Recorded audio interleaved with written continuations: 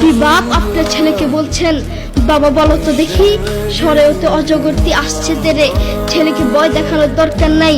আপনি আপনার ছেলেকে এগুলো কেন শিখাচ্ছেন? আপনি আপনার ছেলেকে শিখাবেন, বাবা বলো তো দেখি, সরেও তো অজগরের নামাজ পড়ি, একদিকে ইসলাম শিখবে আরেকদিকে বাক্য শিখবে। আপনি আপনার ছেলেকে কিছু কবিতা শিখাচ্ছেন, বাবা বলো তো দেখি, ওই দেখা যায় তাল গাছ, ওই আমাদের গা, ওইখানেতে বাস করে কানা বগিচা, ও বগিতে খাস কি, পান্তা ভাত চাষ কি, পান্তা আমি পাই না, পুঁটি মাছ পান্তা আমি খাই না, পুঁটি মাছ পাই না, একটা যদি পাই ধরে গাবুস কুবুস খাই, গাবুস কুবুস খাওয়া লাগবে না। আপনি বলেন আপনার ছেলে এটা থেকে কি শিখলো?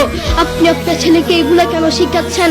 আপনি আপনার ছেলেকে বলবেন, বাবা বলো তো দেখি, ওই দেখা যায় কবর, ওই আমাদের ঘর, ওইখানেতে থাকতে হবে অনেকটা বছর, ও কবর তুই চাস কি, নেককার লোক পাস কি, নেককার লোক পাই না, একটা যদি পাই ধরে জান্নাতে ঢুকে, ঠিক কিনা?